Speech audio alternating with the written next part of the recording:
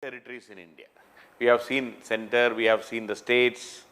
Now, we are specifically talking about the union territories. So, the chapter heading is union territories.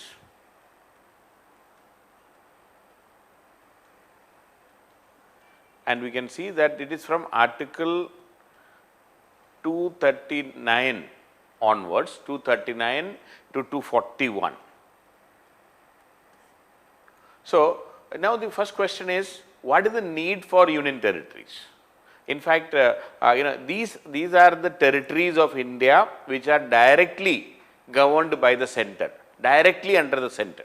And whereas, if you compare with the states, states enjoy autonomy, states have, constitutional powers. We have divided, there is a division of power between the center and the states. Whereas union territory means everything is under the center. There is no division, there is no autonomy for the union territories, and directly under. But states, we know that the union list, we have then the state list, then finally the concurrent list. So we have the divisions, say 99 items here. State list we have 61 items, concurrent list we have 52 items right now. But when it comes to the union territories, everything is union list, because it is directly under the union. Then the question is, why union territories? What is the need? There are many reasons for that. Why we have union territories? That is the question.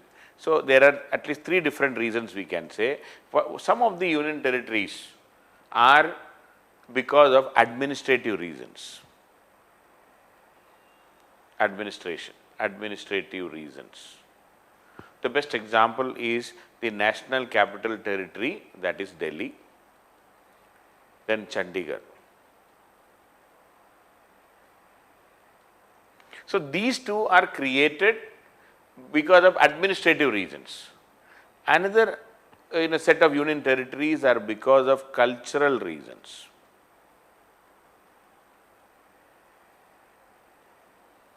They are, say, Pondicherry or Puducherry. Also, now we have Daman and Dadra, Nagar Haveli and Daman and Diu. Dadra, Nagar Haveli and Daman and Diu. They are, because of cultural reasons we can say. Because, these territories, Puducherry was under, under the French, domination or the French control for many centuries. We wanted to protect their culture. Similarly, Dadra, Nagar Haveli and Daman and Diu both were under Portuguese rule for many centuries.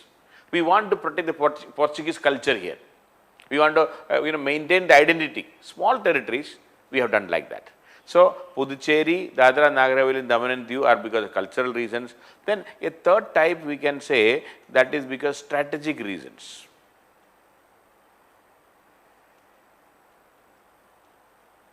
See, our territory like Lakshadweep,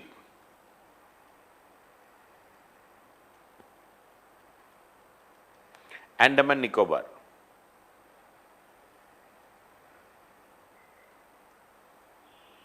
okay. So strategic reasons. We have kept these as small territories, but far away from the mainland. It is very important for us. We want to protect it, and it cannot have an independent existence because it's a small territory also, the population is also less, far away. So because of that. Now we have a fourth type, we can say political and historic and political reasons.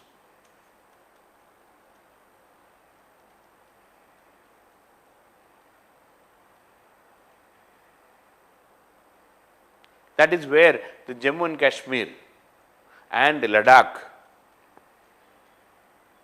it is in the peculiar historic reasons, historic and political reasons, it is in the, we can say it is a union territory today. Otherwise, through Article 370, Jammu and Kashmir joined Indian Union, and now 370 has been repealed in 2019. and is mostly political. So, historic and political reasons. So, we have 4 different types of union territories we can say. So, how many of them are there? The total number of union territories, Delhi is known as National Capital Territory or Delhi. Then we have Chandigarh. Then we have Dadra, Nagar Haveli and Daman and Diu, because it has been combined together, we have merged together. We have combined into one union. Earlier it was 2 different union territories. In 2019 it has merged. Dadra, Nagar Haveli plus and Daman and Diu is a single union territory today. Then Lakshadweep and Andaman Nicobar.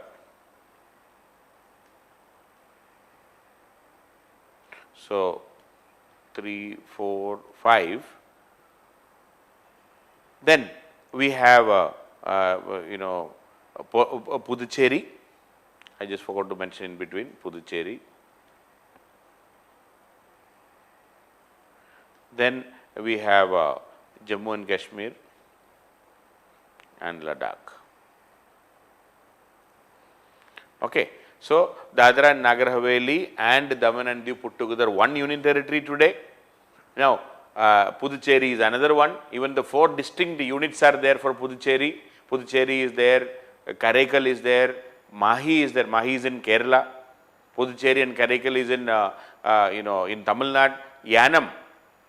Yanam is in Andhra Pradesh. So, 4 different territories, but single union territory called Puducherry. Earlier it was known as Pondicherry. Then Daman and Diu and Dadra and Nagar Haveli put together, both were Portuguese territories. So, it has been clubbed together to one in 2019. I will be coming to that. So, these are the union territories we have because of various reasons. Now, coming to various constitutional provisions, in Article 239 deals with the constitutional provisions of union territories, the administration of union territories. It says Parliament by law can have an administrative setup for each union territory. Parliament by law can create administrative setup for each union territory. Okay. And it will be administered by the President of India directly, because it is a union territory, it is not under the state, so directly under the President of India, and normally the President will appoint an administrator and he will give a designation, administrator to be appointed by the President with such designation. So, it will be administered by an administrator with such designation,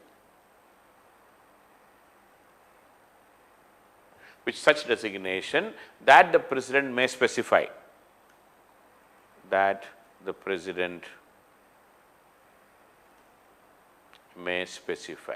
So, each union territory will be under the control of the President of India.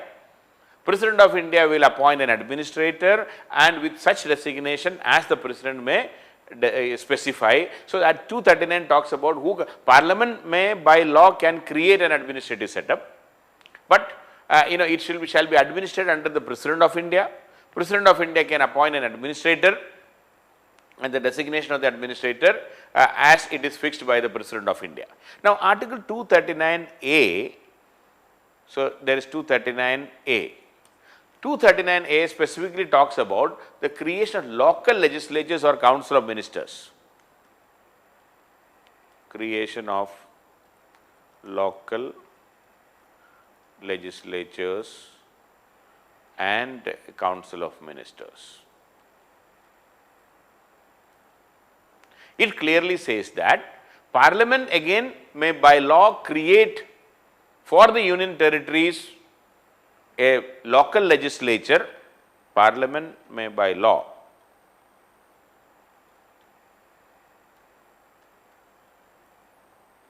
can create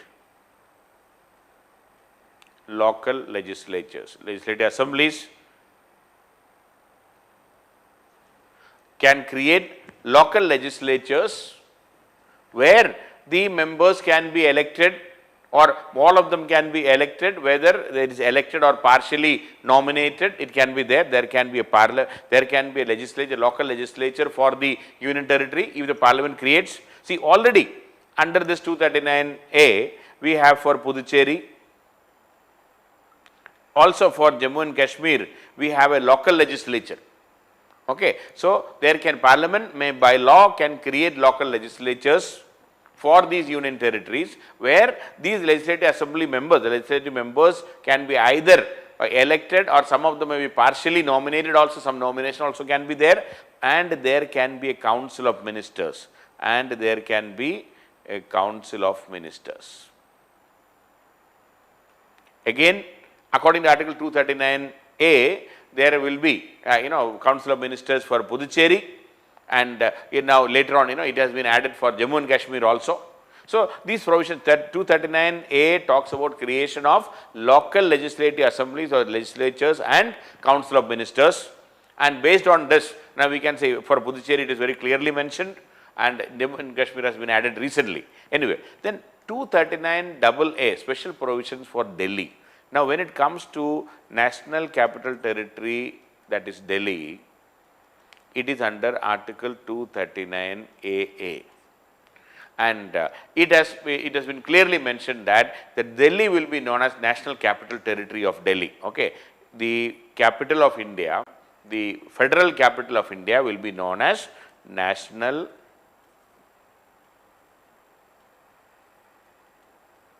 Capital Territory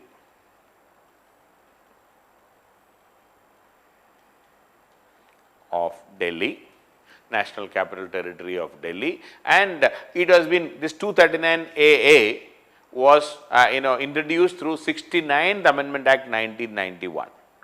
It was through 69th Amendment Act 1991. It was through 69th Amendment Act 1991.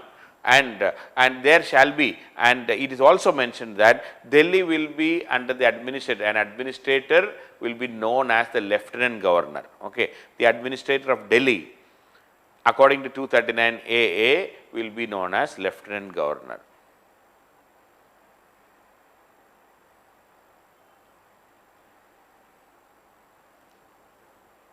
Okay. Lieutenant Governor.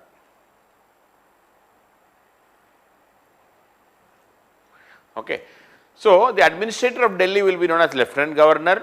69th Amendment Act, Delhi will be known as National Capital Territory of Delhi, and there shall be legislative assembly, and it will be direct elections will be held, and there will be a legislative assembly of 70 members. 70 members legislative assembly will be there. So, there shall be a legislative assembly for the National Capital Territory, and the seats in the assembly will be directly elected, and a 70-member legislative assembly will be created, and it will be, and it will be regulated. The number of the members of the legislative assembly will be regulated by the parliament.